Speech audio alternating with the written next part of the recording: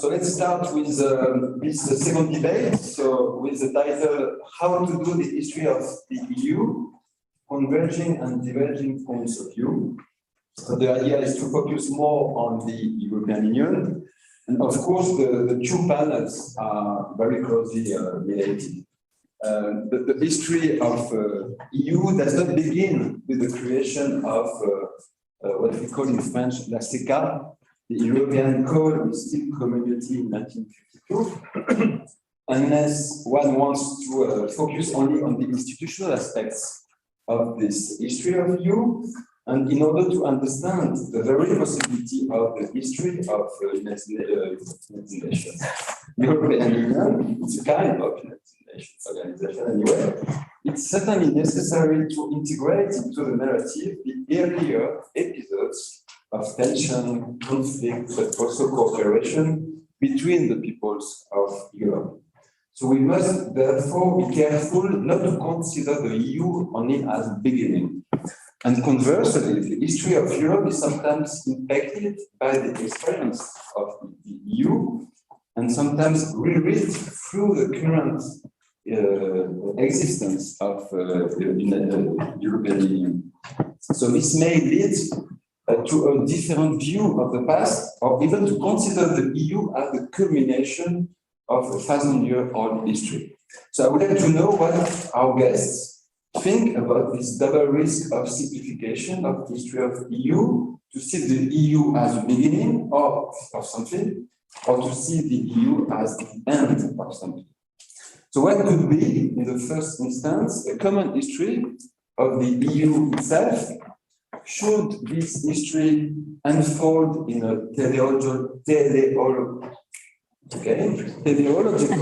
perspective, starting from the lowest common denominator, for instance, the desire for peace, the construction of a corpus of values or of rights, the building of a common market?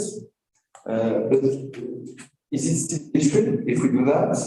Wouldn't it be better, in order to avoid any linear perspective, pour éviter une perspective trop linéaire, to include in this history the failures, the mistakes, the unfinished projects, the crisis, and for example, the Brexit? These questions have certainly marked the initiative to create a House of European History, of which we are very happy and fortunate to welcome here the director, Mrs. Constanze Itzel. Thank you very much to be with us. Dr. Constanze Itzel is an art historian, and she has a work experience of several museums in Germany and also in France.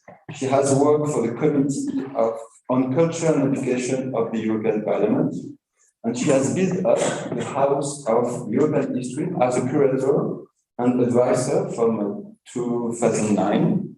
And she's been the director of this House of European History, based in Brussels, since June 2017. So she will be our first speaker. And there is another set of questions that I would like to raise. And it concerns the rise of nationalistic perspectives everywhere in Europe towards history. History has become a major topic in the public debate and for the political competition in several countries. So we used to quote Poland, Hungary, now we refer to Russia a lot, but also in Western countries that phenomenon exists. The communist experience in particular is at the heart of these debates, and which, since the integration of Central European countries and Baltic states in the EU, have been found within the European institutions themselves. How, more generally, can the history of the EU and the history of communism be articulated? What does the division of Europe into two blocks during the Cold War do to the history of EU? To address these questions, I'm pleased to welcome Laure Neumayer. She's a political scientist, a professor in political science at the University of Picardie Jules Verne in Amiens. And she has worked a lot on memory issues in Europe with George Mink, called him in France. She has studied the painful past of Europe from the perspective of memory studies, and she has also recently published a book on the process of criminalization of communism in Europe.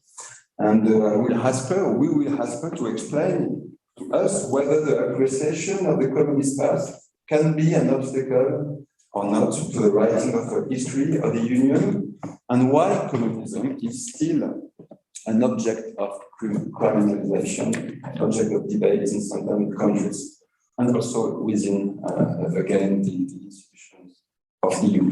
And finally, we will give the floor to one of the main French historians of Nazism and war violence, la violence de guerre, Christian Ingrao, whom I would like to thank also for being with us. Just arrived from the airport. Professor Mr. Ingrao is a research director at the CEFRES, at the CNRS. Maybe welcome. He is also the former director of the Institut d'Histoire du Temps Présent, Institute for the History of Present Time, which is now at Université Paris 8, which is a very important institution in France for contemporary history. And one of his latest books is devoted to what you have called les urgences d'un historien, the urgencies of an historian, a professional historian. And we would like to know how Nazism, through the trauma it represents, through its destructive nature in a way, can be integrated into the history of the EU, which is a project of construction and a project of union.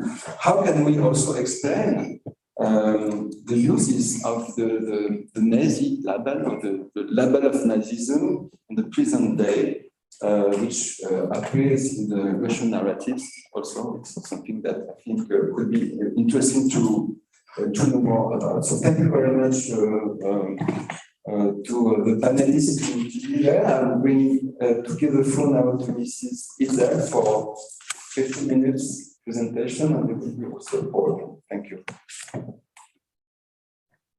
Thank you very much to the French Embassy and to CEFRES for the invitation. I will try to address you giving an example of a museum which is more or less between the two panels, which is linked to the how to tell the history of Europe and how to tell the history of the European Union, because we've tried to do both in one space, which is a big challenge. We already heard the kind of challenging remark by Professor Truma that there's a little bit of everything, to which many visitors wouldn't agree because they find nothing of what they expect. So it's a very challenging project that we try to set up. And I would like to start a slideshow. Shall I move the slides myself, or you will do it? Okay, thank you. We describe the history of the European Union in the context of the history of Europe, the whole continent, because we think that the history of the European Union cannot be told without this context. I would like you to move to the first slide, please. And it's a museum on transnational phenomena, because we also we present actually in this museum the transnational phenomena which have shaped the continent. And it's not opposed to national developments, because there are many national developments also in this museum. We try to provide a forum for learning, reflection, and debate, and we try to convey multiple perspectives. I don't think we manage in all respects. I can come to that later if you want. But it's a first attempt, and I will speak about three different points. First of all, the concept of Europe, which we show in this museum. Second, the museological means to address the big problem of what I call squaring the circle, which means at the same time showing shared processes, shared historical developments, commonalities, but not forgetting the diversity. So this is the second point. How do we try to do this, that unity and diversity kind of narrative? And then the third point is really on European Union history and how it's embedded in the overall narrative. So next slide, please. On the concept of Europe, this was, of course, one of the main founding questions. Which Europe do we exhibit here? Which processes do we select from history? And we find back here many of the processes which were mentioned in the previous panel. These were three criteria that we developed at the very beginning, namely which processes should be presented in this museum, transnational, that have shaped the continent. So it's processes that have originated in Europe, that have spread across the continent, and that are of relevance today, because the main purpose of this museum is to lead visitors to better understand the Europe of today.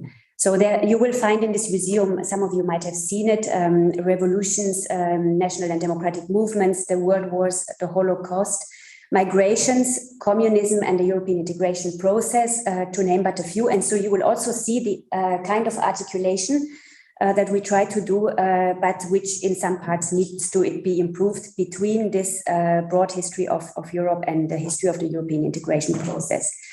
We address in the first space for the visitors the problem of defining Europe. As it has already been said in the previous panel, it's not a geographically defined entity, so it is defined politically or culturally, and it depends very much on the viewpoint, both in time and space.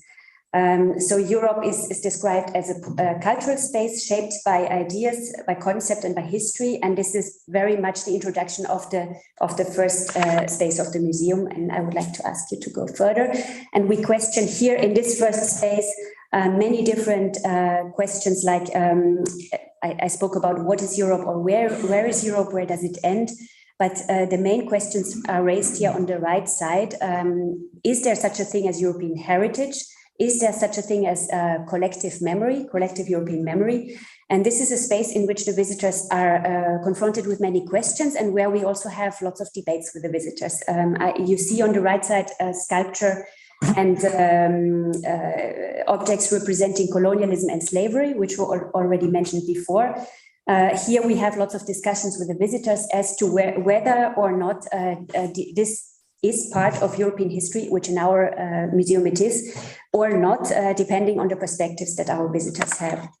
Next slide, please. And here, now I come to the second point, which is how do we try to address both the fact that we do this museum for laymen, so this is also to answer the question that you raised in the beginning, for whom do we do the narration? We did it for laymen, and we did prior studies, and there was very, very big lack of knowledge, of course, about the history of other parts of the continent or of the periphery. So it's a narrative for laymen. Here you see the space about the interwar period and an explanation of mechanisms of totalitarian systems. And you see here how the museum works. It works in a layered approach, which is with big images for a 90-minute visit, and then a lot of objects and stations, interactive stations, or documents or audio stations to deepen the content if necessary. So this is one of the methods we use. Next slide, please. Then we also do case studies.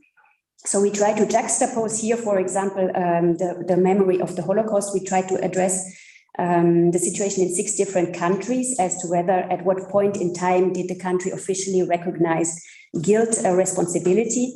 And these case studies, of course, help us to differentiate the content, because it's very clear that we can't be, we are simple, but we don't want to be simplistic for laymen. So we try to deepen and narrow the focus to different national case studies in certain parts of the museum. And here I can also perhaps mention the methodological framework of memory, which interrupts the narration in on 4 different moments of the museum, where we really reflect about what has also been said in the first panel, as to whether is there a European collective memory. We rather speak of memories in the plural, and how is memory being used, abused, but also used for reconciliation by political forces. So there's a kind of meta-level reflection there, which tries to also make the visitor see that memory is something malleable that can change with the use that is being made of it. Next slide, please. And then there's a lot of differentiation in the museum, and the differentiation mainly comes from the objects and the documents. Here you see in the background, you see the 1989 developments shown as a chain of events on the fall of the Iron Curtain, with video TV scenes from different countries. And you also see the objects next to it. So this is how the museum works to create a kind of potential of identification for the visitors, because they will find back lots of objects from the context they know. So they find back objects from their countries. And this was, of course, a huge undertaking to find all these objects across Europe when we started the museum from scratch without any collection. And the next slide shows that we also allow for multiple possible narratives. And we are now developing this further on the multilingual tablet, because it's a museum that has 24 languages, which cannot be on the wall, as you can imagine. They are on a tablet. And on the tablet, we are now creating guided tours with specific topics. So we will do the history of the Shoah. We will do the history of migrations later on, history of democracy, history of elections. We could do migrations. We could do, as you see here on the left side, the history of the European integration process, and many other, and this is under development. So the exhibition is quite open for interpretation and to tell different stories, and we also do this in the form of events when we invite historians from different countries or writers from different countries to give their own version in our exhibition. Next slide, please. And this is just to show you the origin of the collection. This was the research we did before we opened in 2017. The objects are virtually from everywhere, and most of it is on loan. So most of them are also changing over time, and to allow for a broader European diversity. Now, if we come to the third point, this was one of the biggest bones of contention for the development of the museum: how to integrate European Union history, or European Union and its predecessors, into the broader European history. And there's a creation of milestones, but I have to say, as Jérôme also already stressed in the beginning, this is not the start, because in the interwar period, for example, we speak about ideas of common currency, the Pan-European Union. We speak about, we have Victor Hugo with his vision of the 19th century. So we see that ideas of united Europe existed before.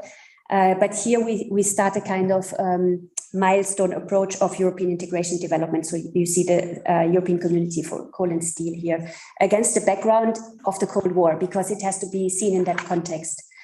Next one, please. And this was already mentioned, the founding of European Economic Community.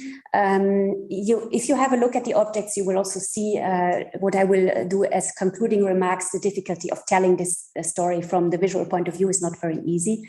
The first direct elections to the European Parliament, and then we go on. And here we actually came to this conclusion that after 1989, this development takes more space in the museum, because previously you saw that we wanted to be balanced, and it's a museum about the whole continent. So these milestones are quite limited in space. And also there's a lot of the rest of Europe. The rest is the wrong term, sorry. There's a lot of, because it was only 6 countries in the beginning, and then we speak about the enlargement, but it takes relatively little space. After 1989, it takes a big amount of space here, because we look at the period when the European Union was founded, the Maastricht Treaty, and then all the developments with the Schengen and the big enlargements of 2004, 2007, etc. And here I would like to mention this object, because acquis communautaire was mentioned before. This is a visualization of acquis communautaire by a Dutch artist. And it's we bought it because it was so impressive, because it shows the acquis as it was in 2004. And for us, it is a very, very symbolic object, because it shows, it's in the context of the enlargement, and it shows the whole amount of law that has to be transformed when a country joins the European Union, which is then, of course, negotiated in chapters, etc.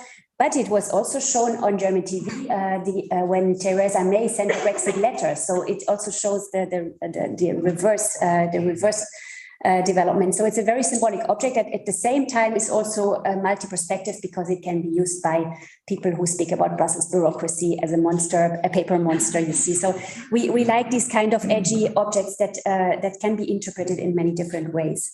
And I'm curious actually about your reactions to see whether acquis historique is the one that we show in our museum, or whether it's a different one, or whether we can actually agree at all on this. We go to the next slide, please, and I'm almost at the end. This is also to show you how we indeed speak about crisis, because you spoke about teleological developments. There's a lot about crisis, starting from the European Defense Community failure in '54, the financial crisis, the birth defects of the European Economic and Monetary Union. And there's a lot of also, there's some stations in which we also show protests in the population, and it's not a pure success story that is shown there. So the museum has an open end, and it doesn't show the European Union neither as an end nor as a start. It's a process. And I would like to come now to the problems of speaking about European integration history, and this is very much based on our practical experience. As we saw, of course, also in our team, now at the moment we have 21 nationalities. We had 9 historians. We try to balance between East, West, South, and North of Europe in the choice of the colleagues. Also in specializations, but there are not many historians specialized in European integration history. It's growing, but it's still, for example, there are no museums, so there are no collections. There are little museums, but not at a large scale. Not a lot of collection, not a lot of knowledge how to visualize it. And we think that this would have to be absolutely addressed and improved. The collecting was very difficult. You see here in the forefront the euro, that this is objects from the European Commission of when the euro sign was, when the euro was introduced. And this was also, there are things that we had to find by chance, because the archives select very systematically important documents, but collect, not select, select and collect. But we are now trying to fill a gap by collecting also what doesn't go into the archives, to have a more wealth of objects which can narrate the story. And then I think also the complexity of telling this story is to interlink it with the context. We tried, but I think we have there's some room for improvement there, to really integrate the narration into the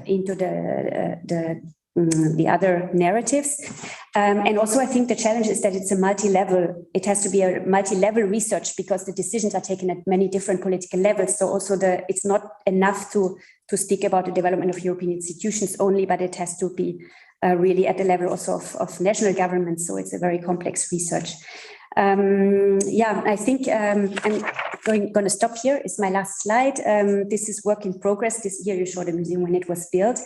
We have a lot to improve. I think we have to improve multi-perspectivity. We are now also going online with a virtual museum. We are doing online events and continue on site. We have lots of pedagogical programs, and we are trying to work on the outreach. So to develop touring exhibitions, partnership projects with other European museums, and also collecting the present for the future. So we are collecting about Ukraine, about the European elections. We are trying to build up a museum collection as every museum needs to have one, but we didn't have a prior one. So I think our main challenge is to have Europe in all different forms of a museum, Europe in the audience, Europe in the team, Europe in the languages, and Europe in the content. And it's a hugely complex undertaking in which we always also learn from our visitors, and we need more formats of interaction and exchange, because our visitors often know more about their own national history than we do. So it's supposed to be a kind of forum and for debate and dialogue. And I'm also really looking forward to your comments, and tell us if we have managed to create some kind of acquis, or whether it's something of everything but not complete. Thank you very much.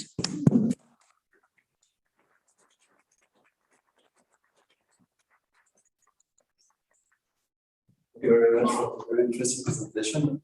You respected 15 minutes, so thank you very much. I'm sure this is the same. Thank you. I will try to. So thank you very much to the French Embassy and CEFRES for inviting me. I'm very happy to be here today, and I think that the topic of the conference is very, unfortunately, tragically current. And I was struck when I was walking through Prague to see how many Ukrainian flags are hanging.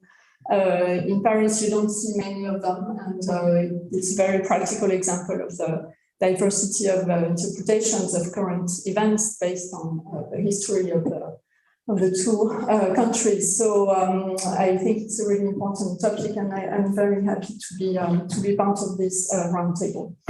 And I wanted to follow up on the existing presentations and the discussions we've had. about the dynamics and the challenges of history writing at the European level, and to maybe add a different perspective with a case study, which is the case study of the assessment of communism in European institutions after 1989. Because, as we know, after the fall of state socialism, memory issues became omnipresent in the former Eastern Bloc. There were very new topics that could be discussed. There were new forms of memory expression that could be possible, and memory issues also shifted from national arenas to international ones at the Council of Europe and then in the European Union. And these European institutions became venues where disputes about the past could be continued, could be even amplified. And in that context, a memory struggle about communism, about what communism was as an ideology, as a type of regime, broke out. So a memory struggle broke out as early as 1992 at the Parliamentary Assembly of the Council of Europe. And actually, the reason for this debate to emerge then was the Czech illustration law. And then it turned into a much more general debate about communism and about the legacies of communism. And this discussion still rages today in the European Union. The European Parliament has adopted many resolutions about history, the latest today being in 2019, with a resolution on the importance of the history of Europe for the future. So this question, I think, about the interpretation of communism exemplifies quite well the fact that memory issues are very lively, that they are everywhere in the European institutions. But it also shows how difficult it is for these institutions to tackle history. For the reasons that Constanze already mentioned, the diversity of experiences and the difficulty in finding common grounds without erasing the diversity of memories. So, and one point before I begin really,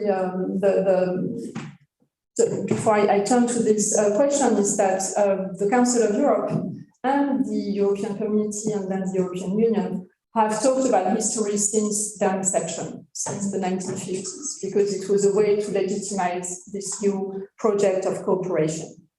But after the Cold War, the meaning of this transnational politics of memory has changed, because the point was not only to bring to the fore common past, shared values, but there were also many demands for recognition, for reparation of past injustices and past crimes. So Europe's dark past was included into this common heritage, and especially the Holocaust became what Klaus Leggevi has called the negative founding myth of European organization, the kind of counterpoint to what European integration should be.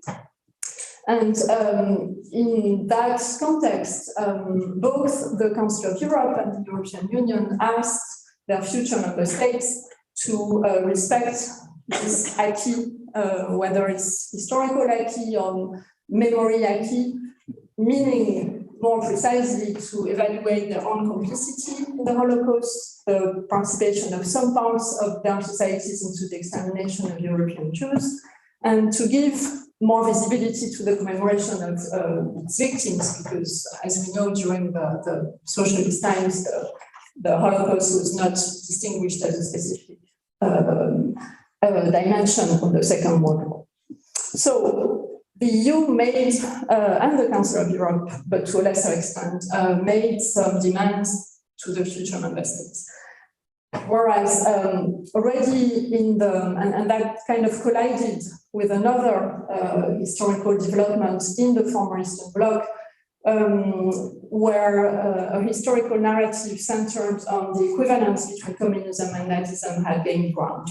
From the 1990s onwards, mid-1990s, numerous circles made of academics, historians, politicians, activists, had developed a narration of 1989, which was already mentioned before, or the regime change in general as being incomplete, as having led former socialist leaders to evade justice, to maintain comfortable positions in society.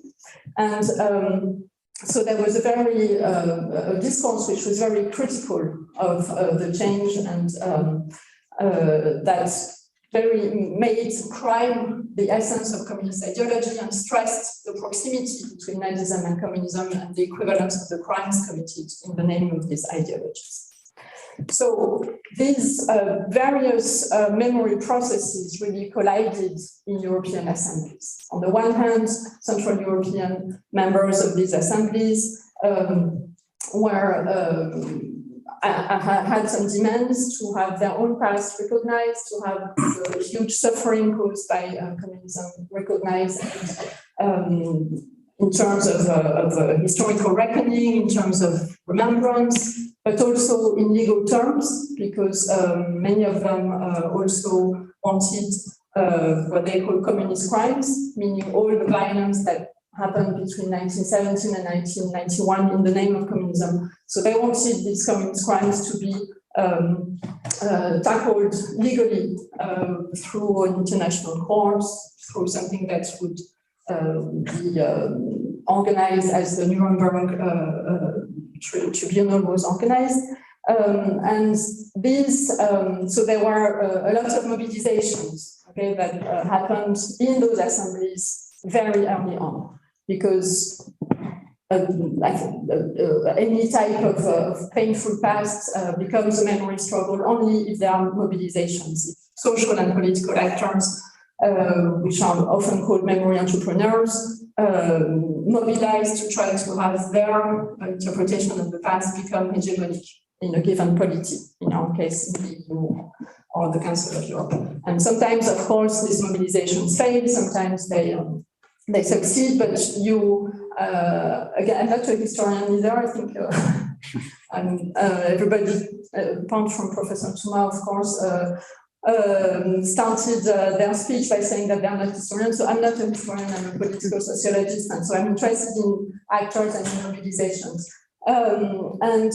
So this debate about communism was really started by a group, a quite homogeneous group of conservative representatives in those assemblies from either the Baltic states or from the former satellite countries, who got elected to the Parliamentary Assembly of the Council of Europe or to the European Parliament, and put this issue of communist crimes on the agenda of these assemblies.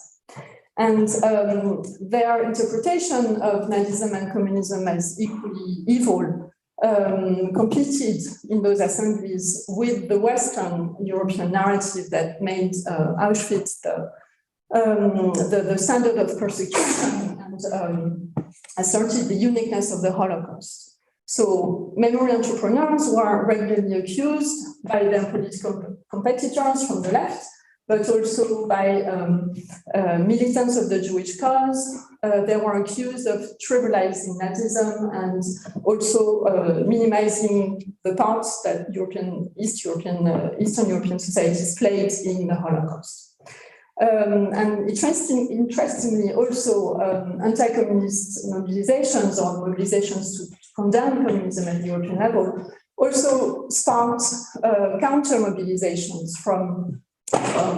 with calls for recognition of other dictatorships, such as the regimes established by Mussolini, Franco, Salazar, the Greek colonels, which were left completely outside of the discourse of the official narrative on Europe's recent past.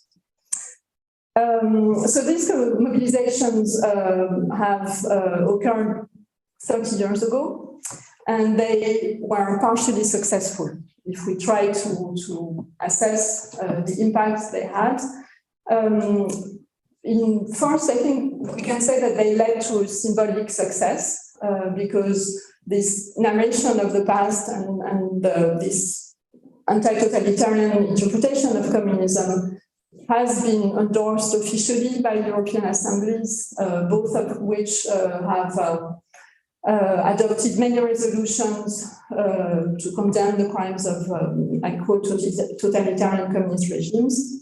And the European Parliament, in one of these resolutions, also established a new day of commemoration, the 23rd of August, which is the day of the Molotov-Ribbentrop Pact signed in 1939. So this day has become the day of remembrance for the victims of totalitarian and authoritarian regimes throughout the EU. So symbolically, I think one could say that these mobilizations really had an impact in the way the history of Europe is being presented in those assemblies. But on the other hand, what these memory entrepreneurs wanted, they wanted legal steps to come to terms with the communist past and communist legacies. They wanted the EU to penalize the denial of communist crimes, as is the case in some member states for the denial of the Holocaust, but that has not happened. They wanted the EU to create an international tribunal to judge those responsible for these crimes. That hasn't happened. What happened is that remembrance was used as a substitute for legal steps.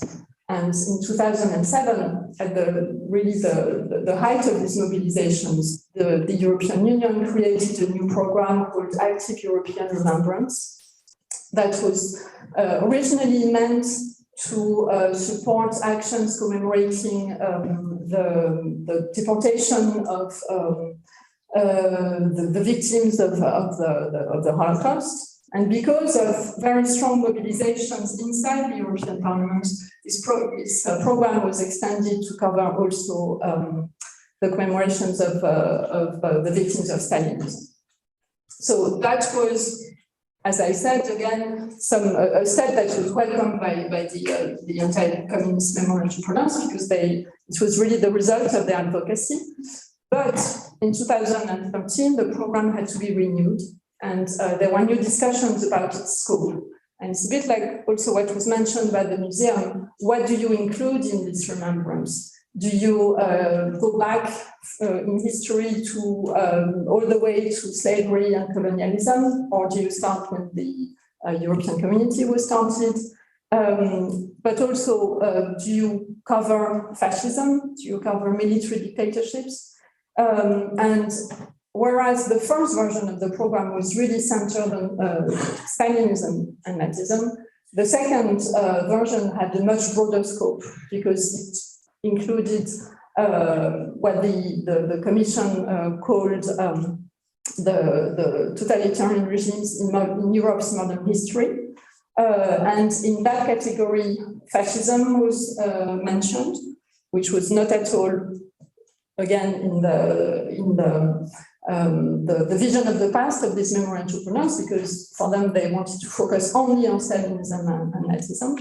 But moreover, the program also includes now other defining moments in Europe's history. So potentially, the scope is even larger than these authoritarian or totalitarian regimes.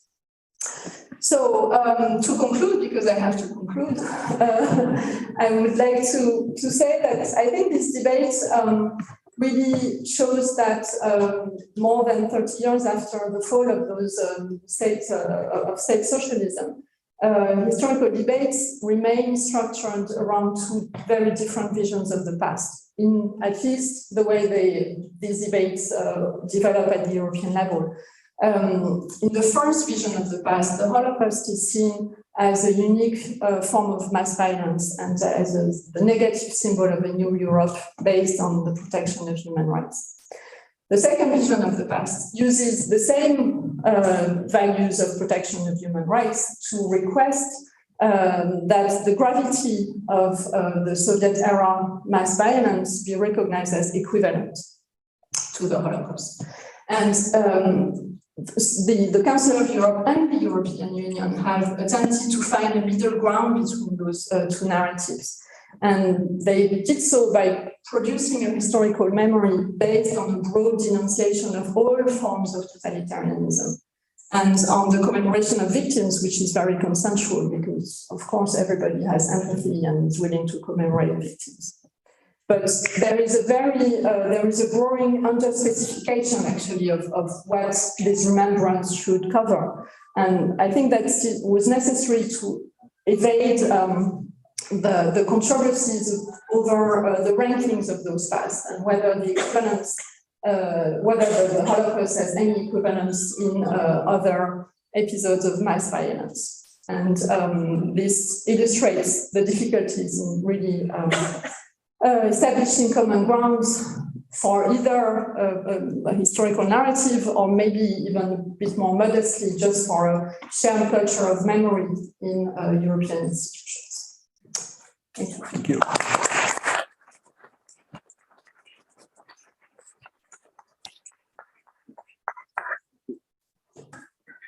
Thank you, Laure. So I'm giving the floor now to Christian Ingrao for also 50 minutes. Thank you, Jérôme, for your kind invitation. I still hesitate on what I have to. Just pas vite, d'accord. No, okay. Still hesitate on what on the topic I will deal with you because I was really reluctant to speak about Nazism, National Socialism, genocide here and articulate it with the European Union. And I understood why that was problematic to me when I listened to Dr. Constanze, when you said that there is no other way than defeating Russia and Putin, then the elephant in the room is that if we do have to do that, then there must be a total war in Europe. And that's the most terrifying idea we can have here, and that's perhaps the elephant that avoiding me, made me reluctant to speak on National Socialism, genocide, etc., etc. But let's try. One of the questions which is raising in the crisis we are experiencing is the label Nazism. The Putin accuses the Ukrainian to be Nazi, and he makes mention of the OUN, UPA, etc. The past of the collaboration of the Ukrainian, but on the same time, we see on the Russian side that some of the people who are taking prisoners are tattooed with SS insignias, etc. So the accusation is everywhere, and the mention and the reference to National Socialism is also everywhere, and we don't know exactly what to do with this. But there is something of that past that we thought it had disappeared, and it's re-emerging, and that's one of the questions we have to raise, address, answer, etc. Second point of the emergence is the question of genocide. Vladimir Putin justified the invasion of Ukraine with the question of genocide, and saying that the Russian population of Ukraine is facing a genocide. But in the same time, Joe Biden said that the Russians were committing a genocide in Ukraine, and I think that the massive use of the word genocide is also a problem, because that's delegitimate the word, and there is a rhetoric here which is really problematic, and we see that that doesn't help to think the issues and to analyze the war. It's a part of the war. It's the war of words. So that was the first point I wanted to raise. Speaking of National Socialism don't help to solve the problem, but make it more complex, make it more difficult to think, and that was the reason why I was reluctant to speak on it. The second reason I would be legitimate to speak here is that I work on wartime violence, and of course, when we see what happens today in Ukraine, we historians see things that we already watched in Syria, in Chechnya, etc., etc. So the same tragedy occurs, and it's migrating from outside of Europe or Caucasus to Eastern Europe, and perhaps Western. So that's the reason why it's also difficult to articulate my speech and my talk and the question of the institution of the European Union, because the European Union was thought as a device against war, as a tool of pacification of the European society, and I don't know how to articulate all the things. One of the main issue we didn't discuss here is that Europe is in war. Europa is in war, but that's not the first war since 1989. The first war that took place was, of course, the war in Yugoslavia, in Bosnia, in Croatia, etc., etc. And here we should perhaps try to think for the first time at the European Union as a tool to try to prevent the conflicts. And the first time it has the occasion to do that, it failed completely. So I don't think that all this thematic can be useful to try to address the topic European Union. The last thing I wanted to raise.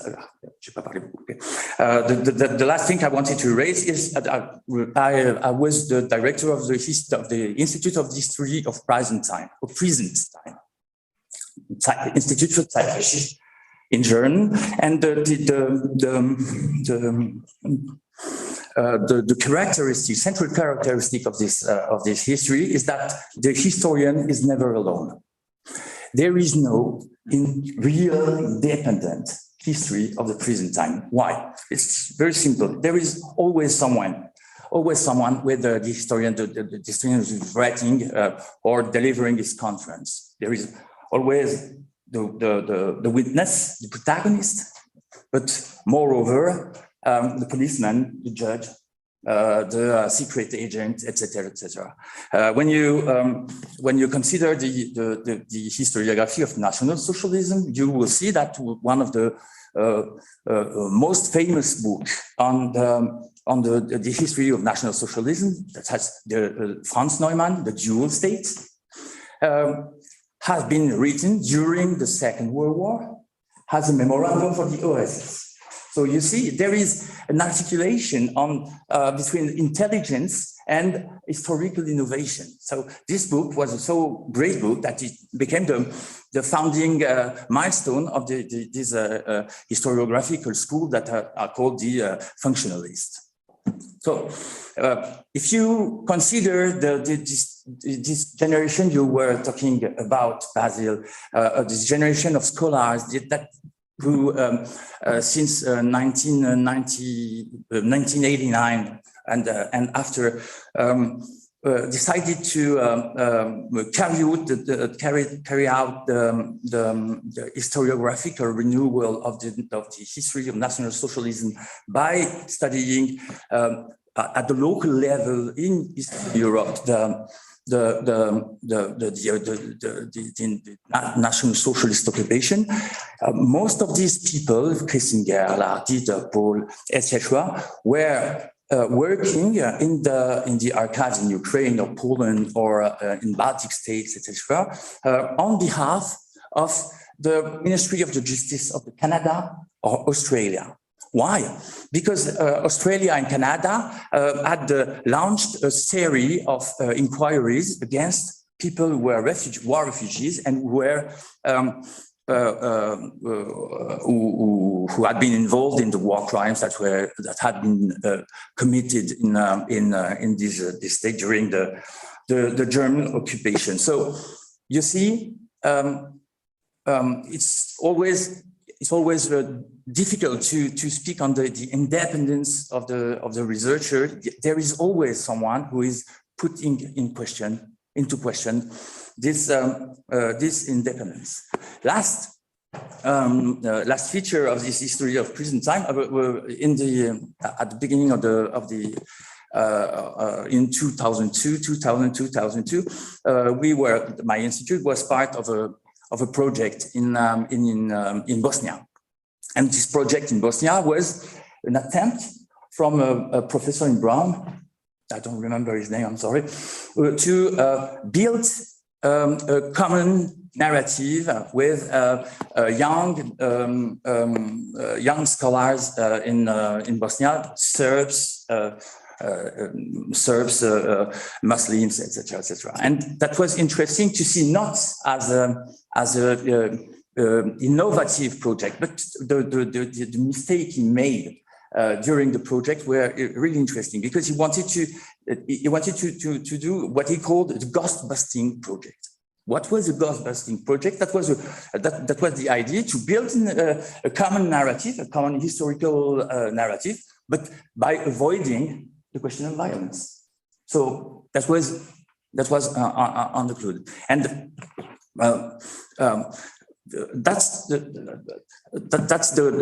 question which is raising here is how can the institution, how can the European Union try not to avoid this question of violence, try not to avoid the conflicted memories, etc., etc. So you see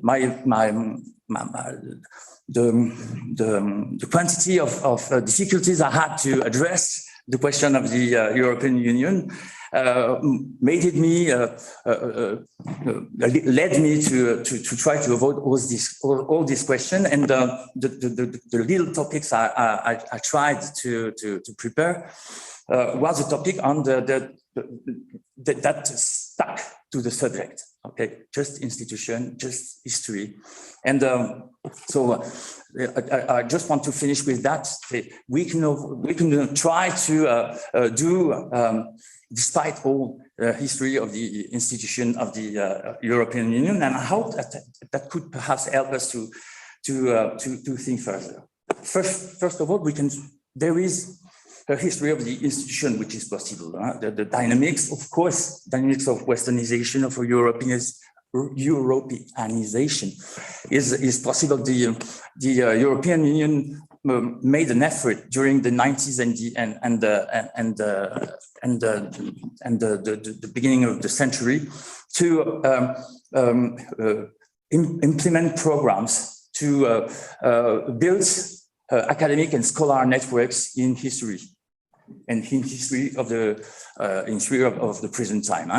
And there was a network that was called Eurist 20, which was trying to structurate a network of institutions of all the Institute of History of the present time in Europe to make communicate things and to publish together, etc. A second tip of possible thematic on the history of the institution. That I'm sorry. Do you have some water? Yeah, of course. So the second time second possible topics on the history of the institutions. It's the question of the interaction between yeah, I should. You're right. Okay, second kind of topics, the question of the interaction between the institutions. The book I was referring to of the dual state of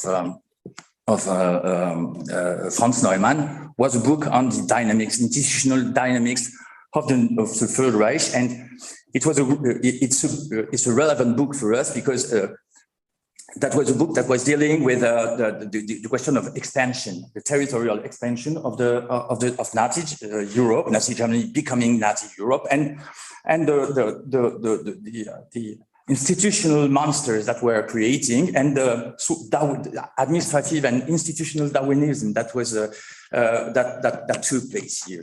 During the war, the OSS was already aware about it. So, is there a possibility that the institutions, the European institutions, could also be affected by the same kind of dynamics? Yeah, we have here an example in which the history of National Socialism can help us to implement or to deepen a critical history of the institution. But that's my last word. No? The last kind of topic we should try to deepen, implement, etc., is the question not of the institution, but on the social experience of the institution. In the history of the National Socialism, but also in the history of the communism in Germany, there is a school which is the history of the daily life. And I think that trying to do a history of the daily life of the European Union would be really interesting in terms of material history, but also in terms of I don't know if it's already done, but one of the most important program as far as I think is Erasmus. Erasmus is the program which implement in the daily life of European youth the question of Europe and the knowledge of the other one and the deepening of the relationships. And I think that that could help us to think differently our history, but also to try to understand how to develop new means, new tools to let the EU stay an instrument of pacification. Okay, thank you very much for everything. Thank you very much.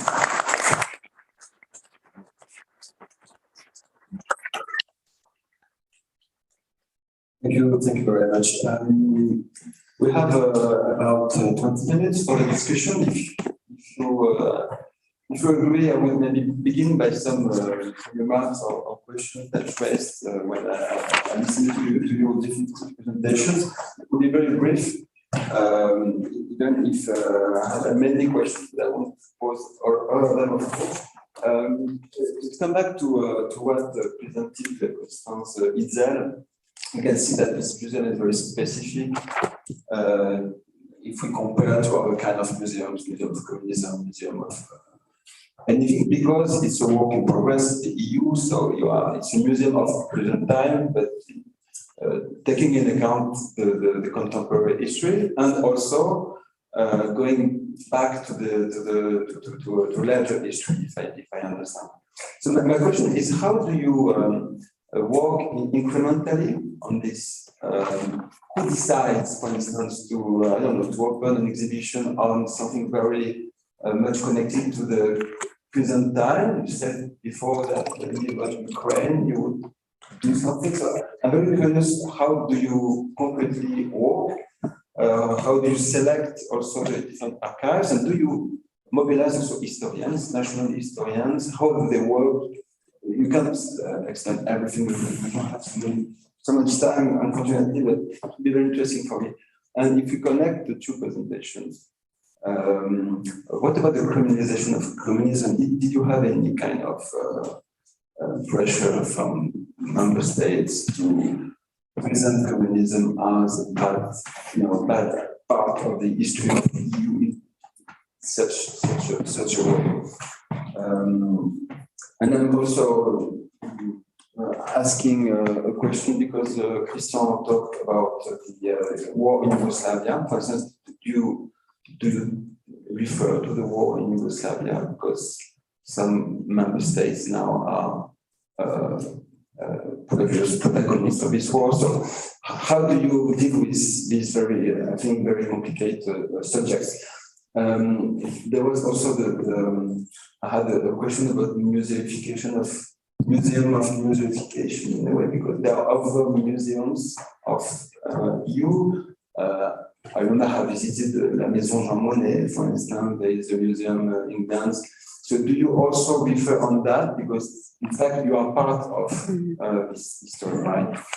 And to Laure, I was also wondering, are there other kind of memory entrepreneurs trying, not concerning communism, but trying also to push other kind of topics? And it drives me to a maybe more general question, which is an implicit question in a way about our gathering. It appears to me that history sometimes becomes impossible to do because of this plurality of perspectives, point of views, archives. And sometimes I wonder, I don't know what you think about that, but if history is impossible, that does it necessarily become a history of memory? I mean, est-ce que l'avenir de l'histoire, en fait, c'est l'histoire de la mémoire? Is it, you think, you want to read? Interesting. Okay. And for Christian, so I just wanted to know, because you made some connections between your own work on war, violence, on genocide, and Nazism, but you mentioned the present time because you're a historian of present time. What is the role of historian? Does he have to intervene and to say, for instance, no, it's not a genocide, or we don't have enough elements to show, to demonstrate that there is a genocide now by the Russians towards Ukrainians? There's no genocide by the Ukrainians toward the Russians speaking in Donbass, and etc. etc. What could be the role of the historians, of the intellectuals? You see the whole problem of my presentation. You see the whole problem of my presentation. I don't know how to do. I don't know what to do, because if I intervene in this debate, I am a part of the struggle. If I say it is a genocide, I take a side. If I say it's not a genocide, just take it easy, etc., I'm on another side. And during the war, it is really difficult it's not difficult to act critically, but it's difficult to be perceived critically. It's impossible not to be used non-critically. So that's the reason why it's really super complicated to articulate my work and this kind of present time we are trying to do with what is happening in Ukraine. But yes, this kind of history gives us tools to understand what's happening and what will happen. So we knew when we saw from the first day we saw so these multi rocket launchers, those one that was thermobarical ammunition that were sold to annihilate bunkers, but they will be used against civilian targets. So we could say 2, 3, 4, 5 days in advance that war crimes would take place. But where is the boundary between science and action here? And that's the question I don't know how to answer. And the so more that my PhD thesis was on historians that were taking part of the genocide. So there is a circle here that I cannot solve. Sorry to have taken that. Yes, I will try to take all the questions. So we try always to have an element of relevance for the present time, but we don't make exhibitions about present. The topic should be relevant for present times, but it's about historical topics. So we program the exhibitions by collecting many different ideas, sometimes also from outside of the museum team, from the academic committee, and then we program the exhibitions in the team of historians and with the academic committee. We did receive pressure from member states. You asked us about pressure from member states, but not on the criminalization of communism, but about the representation of national history, of certain national histories.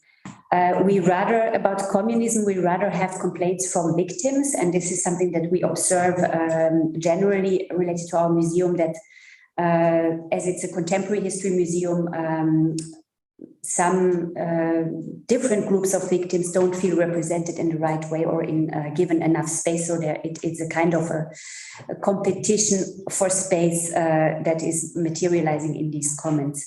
It's interesting, the question that you raised about actually a meta-level museography, because actually that's an idea we are we had when we were approached. We are often approached by regions or countries who want to be represented at a European level to show their Europeanness.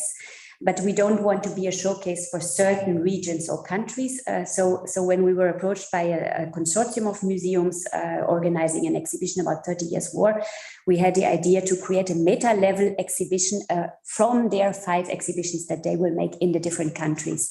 So this is the first time that we will do this in 2024 to bring the content from different museums on a European level together in our museum. I hope I've answered all the questions. Thank you. Thank you for the questions. So are there other memory entrepreneurs trying to push other issues? Yes, there have been. First, there is one issue which has been become the object of a commemoration, which is the Srebrenica massacre, about which the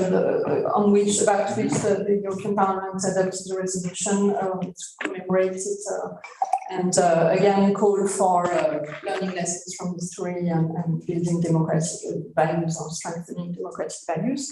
But there are also other issues which have been left out, or more precisely have been blocked.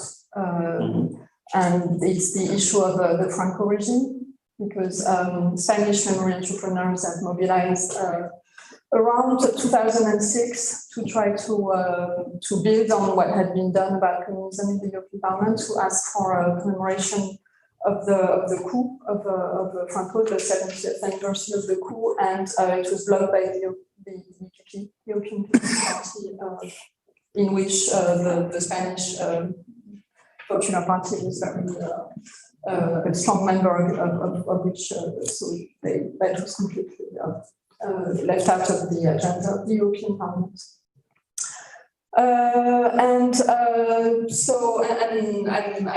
sure there are other cases that maybe not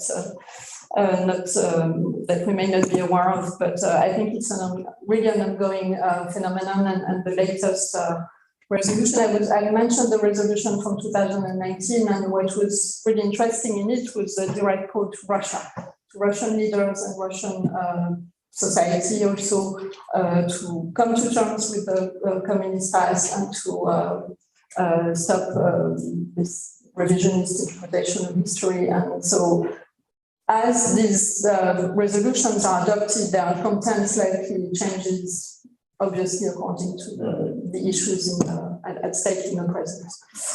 And the second question that you asked is, I'm glad that Christian answered it, because I didn't know what to say.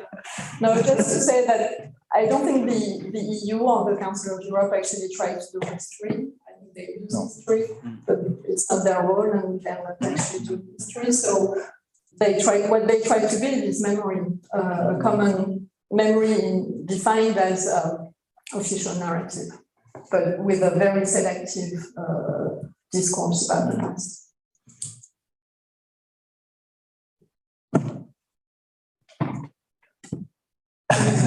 Sorry, I was thinking, yeah, I'm going back to this question, but I prefer to give the floor to the floor, to the public. So, Emmanuel, you want to, yes, okay, does it work, this one? Okay. You don't have a microphone, yes, I don't know why.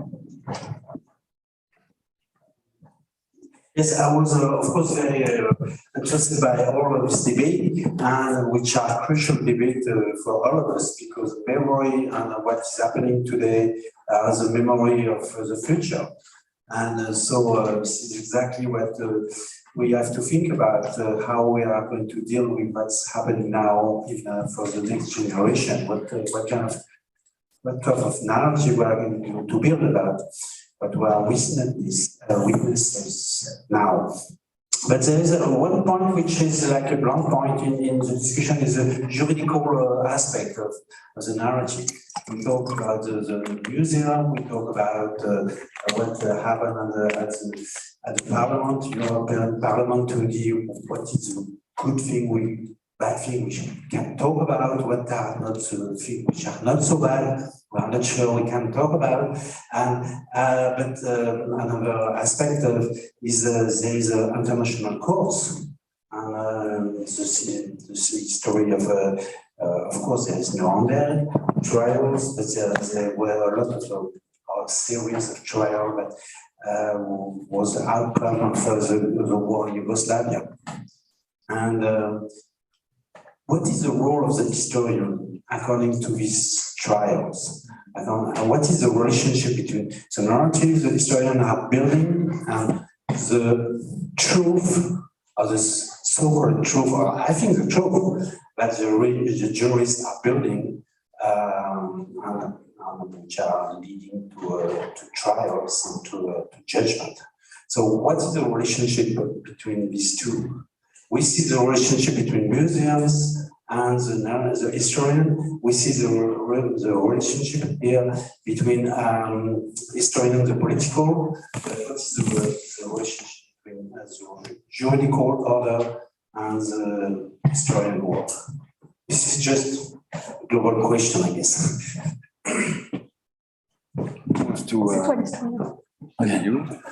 Okay. Thank you for the question. My answer cannot be neither complete nor definitive, but there is a real strong relationship between the work of the historian and the work of the inquirer, the inquiry judge. That's no doubt about this, and the historian often help the judge to gather evidences, etc. And that's the case. That was the case during the war in Yugoslavia. That was as it had been the case for Nuremberg. Raoul Hilberg wrote his opus major with the documentation in Nuremberg because he was, as a military man, involved in the gathering of the evidence. The way of working are not exactly the same. That's a fact, and I think that the last word comes to the historian, because in the end he works with the archives of the judge, and there is there are how do you say that the two truths are parallel, and most of the time they are common, but they are not exactly. So when the historian uses the word genocide, the judge doesn't use it at exactly the same way. Thank you. Is there any other? Yes, Michelle? And please raise your hand if you want to. Okay. I think we can take both of questions. Okay, in a row. So I have two questions, in fact, maybe three. The first question is, I was not surprised, but maybe it's just a question of rhetoric, but you show the picture with the idea of layered narratives. And with the idea of layers, it means that there is one top and there is things below. So I was, it means that we spoke in the first roundtable, we spoke about the question of the issue of power in the production of history. And it means that if we think about this multi-layered narratives, it means that we put something on the top and we make a kind of hierarchies between the narratives. So how can we build it in a way of multilateral? And if we do that, how can we hear something, construct or build something which is audible, not a kind of noise? This was my first question. And I was thinking about also of these references which stick to the present. And I think about genocide, and but I was thinking about also this reference of ethnic cleansing, which flattens all of the experiences, and which is also used by academics nowadays. And for example, I can quote people, but this idea of ethnic cleansing we can put within people who have been expelled from the former colonies, people, Germans from the former borders of the Czech Republic, or we can put also Jews and Roma people who have been persecuted and murdered. And there is works in academia which put all of these experiences in the same basket under the notion of ethnic cleansing. So I was wondering also if you have to deal with this. And let's. Thank you, Michel. Let's take another question. Wanted Nabella.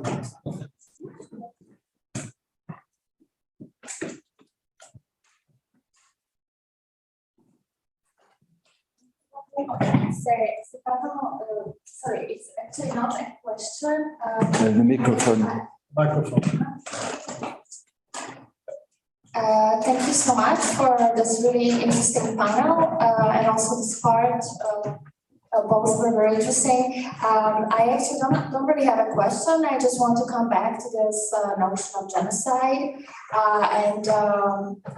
As an artist who lives in Prague and is of Slovak background, I have worked with the Ukrainian children and families recently. I am sure you have all helped financially or practically and will do so very much.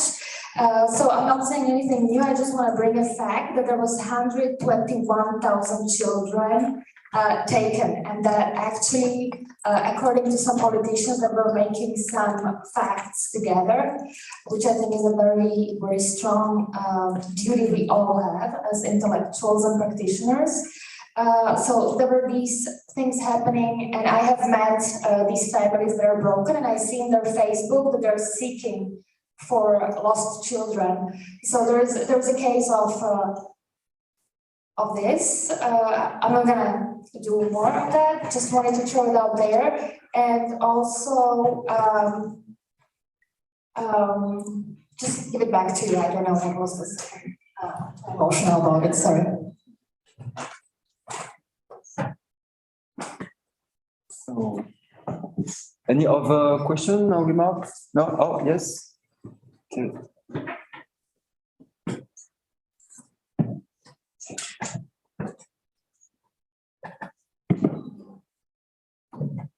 Good day to everybody. My name is Laure Neumayer from Bratislava Policy Institute. I would like to thank you to all panelists for really valuable contributions to the topic of the conference. You had very insightful thoughts, and if I could first summarize that, what was running through all your talks was history, identity, values, ideas, memory, remembrance, and all these practices and concepts, what they resonated for me was expectations. So my questions will be practical. So Michel said at the beginning that history builds knowledge.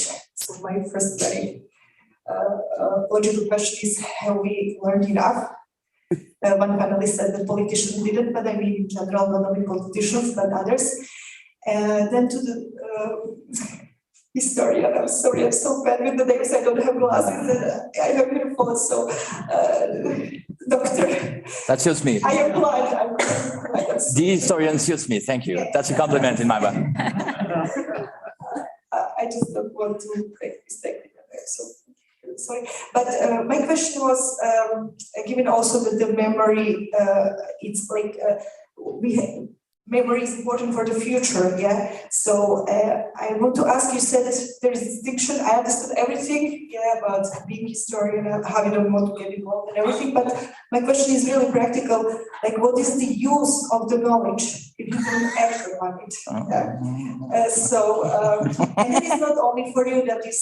And it's not for politicians, like it's for everybody. Yeah? So, and the last question is, like, we spoke a lot about the values, yeah, and of course they are very important, but it is also like, is it only narrative? Given the situation that we have a war, that innocent people are dying, yeah, and we are so proud about the values of EU, and I want to ask, like, really, those are only values of EU, because you speak about European identity. It was very already mentioned. It should be used plural identities, and also, like, why not European values? Yeah, why not universal values? And should we also do something about that? Thank you. Thank you. Who wants to? I have two questions. Oh, okay. Okay, please. I was provoked by the discussion, but I would like to formulate some questions. First of all, yes, you're totally right. Europe is the European Union, but referring to European Union, I think I would ask Constanze. I see big differences between the levels of European integration, because your institution was founded by the Parliament. So I see very vivid initiatives inside the Parliament from the civil society to create, well, a memory for the future. But on the other side, I see the European Council, which is, I think, much more interested in underlying differences, cultural differences in memory, to legitimize itself. Yes, it's a big conflict. You experienced it, yes, because the peace government in Poland was criticizing your house. They are not interested in your house. For them, it's a symbol that European integration, it's impossible, because the West or South or North is not interested in any common experiences. So that's the first point. I think we should be very precise when we are talking about European politics. Yes. And memory is used now for politics in Europe. And the second reaction to Christian, you are totally right. It's very dangerous to be part of this propaganda war. But on the other side, you mentioned yourself how important it is that historians or academia should be now active, publicly active. Because what we are experiencing in Ukraine are crime wars, by definition, yes? On the other side, you mentioned what is very important, Srebrenica or Yugoslavia, is that the European Union is too much interested in solving its own problems, but it's not very active in the neighborhood.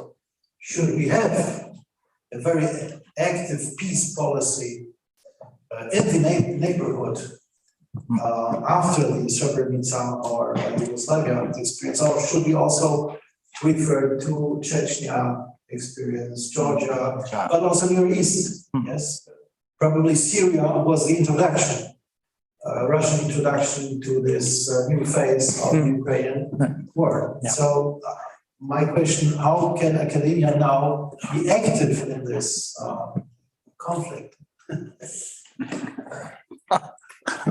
Thank you, Basil. Maybe I Yeah, of course. I can see four broad topics here that I will try to answer. First of all, indeed, the layering is the hierarchization. It's a very intelligent question that goes to the heart of of the discussions we had over the 6 years of developing the museum.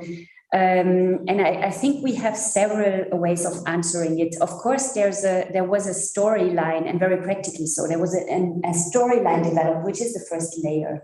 And the other layers are kind of deepening of that storyline. So it doesn't mean a hierarchization of topics. It means a hierarchization of the depth of content for the layman, and then for people who want to specialize more.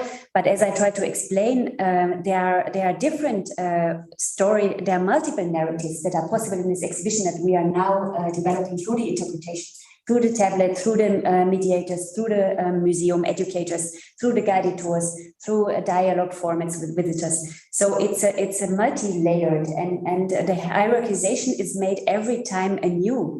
And we open the exhibition for interpretation, and everybody makes their own hierarchization within that framework that we created.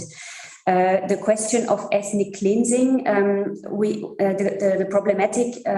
This is also part of the difficulty of conceiving this exhibition. I give an example. We speak about this idea of ethnically homogeneous nation state after World War II, and with the expulsions of Germans, but also of many other nationalities in Central Eastern Europe. But this is in the context of a chronological narrative. This is part of the post-war period explained there, but also it cannot be seen independently of the expulsions that happened before, during World War II. So the problem was there, how to decide whether to create a chronological narrative or to speak about the topic and then summarize it all in one, which is what we didn't do. We have a chronological narrative. By the way, this brings me to the question that I didn't answer previously about expert historians. Yes, indeed, we consult expert historians, for example, on Roma history. We want to enhance this in our exhibition, so we consult an expert on Roma history to help us improve that part. Now, about the very difficult question of history, identity, values, and ideas, I like actually the terms that's in my own language, that Erfahrungsraum, Europe as Erfahrungsraum, Erwartungsraum. So Erfahrungsraum, a space of common experiences, which is what we create in our museum. Can we try to turn it into a space of expectations, common expectations, which will be expectations around respect for universal values. And I actually like this idea, and I think we see it sometimes in young people when they don't expect borders anymore and then are surprised. There is already a change of expectations that has happened, and they were surprised under COVID that borders reappeared. And then the fourth question, yes, indeed, I'm very thankful that you flagged the differences between the European institutions, and that's only one of the problems of writing a European integration history. The European Parliament and the Commission are supranational institutions, whereas the Council of the European Union or the European Council represent the member states. And this is the construction of the European Union. It's a union of member states. So it's two different logics, the intergovernmental and the supranational logic, which are present there in the institutions. And we can see that triggering down in the way that history is being addressed, indeed. No? Sure. Okay. So the last word? Last word. Okay. So the main question that was posed by you, Basil, and you, ma'am, was the question of the usefulness or uselessness of the historian. Basically, that's the question. Let's try to face it a bit. The 11th of July, 1995, I was passing an exam when Ratko Mladic was taking aside the men and the women and the children in Srebrenica, and I was already involved in the scholarship of Nazism, etc., etc. And I didn't see anything. Our society said never again for years and years and years. And every time something happens, it's never the same thing. So I just tell you that because I think that the work of the historian has almost no impact on or public policies, almost no. We manage sometimes to make sense of things afterwards, but in the decision-making processes, we are never heard. The last time, I will give you another example outside these things. After the attentat, the strike in Paris, you don't know perhaps, in 2015, I was approached by a counselor of the President of the Republic and he said to me, "Okay, we don't understand exactly what is at stake. Come, have a dinner with us and discuss about it." And the only thing I had to do, I was not really competent, neither on the Salafism or terrorism, etc. I was not competent. But the only thing I was saying, and all the historians that were here, we were numerous, that was, we have to talk about togetherness. We have to say that we have to unify and not divide. 3 days after, the President of the Republic was trying to have a decree on déchéance de la nationalité, on the nationality failure. So that's exactly the point. No one listened to historians. Sorry. So the question is, how can we act outside the structures of power? And this question, but let's try to do it together. I don't know the answer, but let's find it together.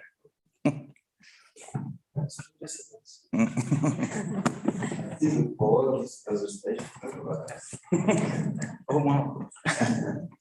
Okay, so I guess we have to conclude. So I would like to, there's no urgent piece of parole, so I would like to thank again our speakers. Thank you very much. I think we can applaud them again.